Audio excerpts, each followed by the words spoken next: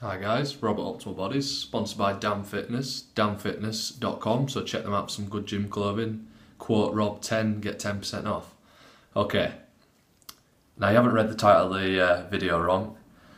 It is possible to drink too much water, and it makes sense if you really break it down and think about it logically. Too much of anything is not always a good thing. So like you can do too much exercise, you can eat too much fat, even though I recommend fat, you can eat too much of it. You can do too much of a good thing. Your body's always wanting to stay in balance, stay in this state of homeostasis. So, people have even died from water intoxication. Now, I don't mean to scare anybody, that's not what the video is about. It's just about getting an optimal water amount for you. And most people, and even myself, and I'll hold my hands up, have been guilty of this, recommended people to drink as much water as they want. More is better. And as you delve into the research, I like to improve myself and improve the information I'm giving all the time. I can honestly say that people drinking too much water, in my eyes, from what I've seen and from what I've recommended, and I'm highly against too much water. It's not about saying don't drink water, water is bad. Obviously water is very, very good, very essential for our survival for many reasons. But so here's the problem. You drink too much water, your kidneys can't filter it out quick enough. So all that water has to go somewhere. So what happens is you become overhydrated, you actually dilute your system. So the problem is that with that is that you got lower sodium concentrations in your blood. Now, without getting into too much detail, your cells need to keep an electrolyte balance. So if you've got less sodium outside the cells compared to potassium inside the cells, that sort of thing, cells will not function optimally. Now you might think, oh, I'm not bothered about that, but here are some symptoms that you can get if you're drinking too much water.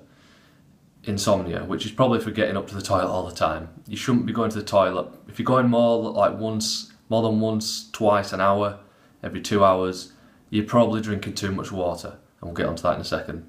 But insomnia, headaches, dehydration can cause headaches, but too much water can cause headaches.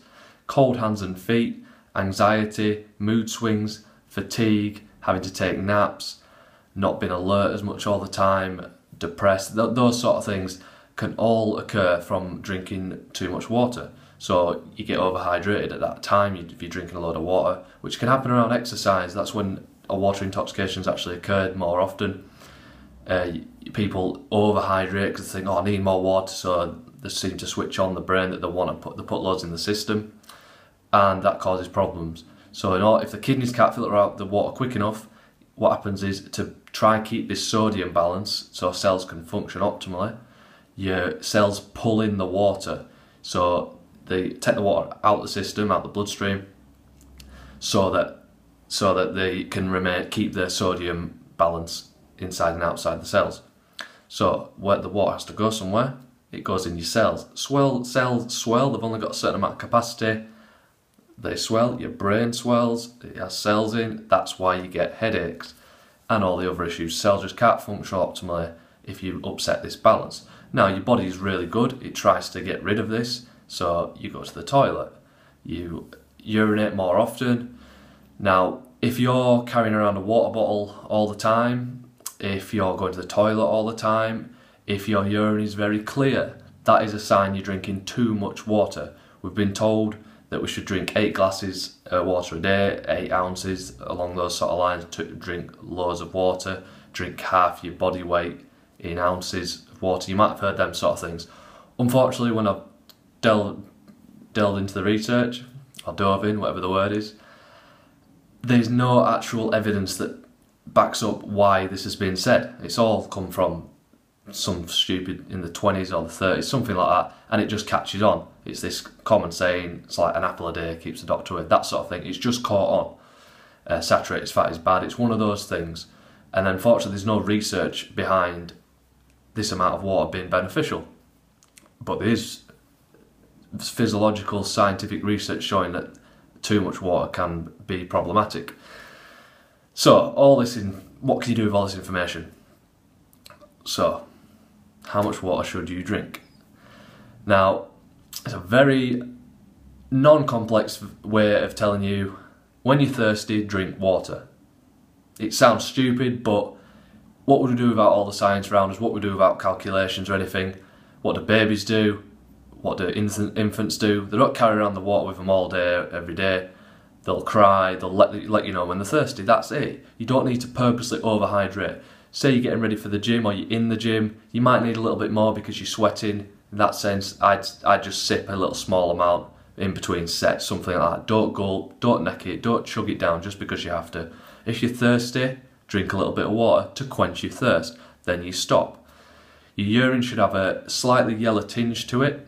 I know it's not what people want to talk about, but it should not be clear. It should not be really brown either. That can be a sign you're possibly dehydrated, but it should have some colour. If you took your pet to the vet and they took a urine sample and it didn't have any colour in it, they'd be very worried about it. So, don't believe everything here. Just because I say it doesn't mean it's true. Go research it yourself.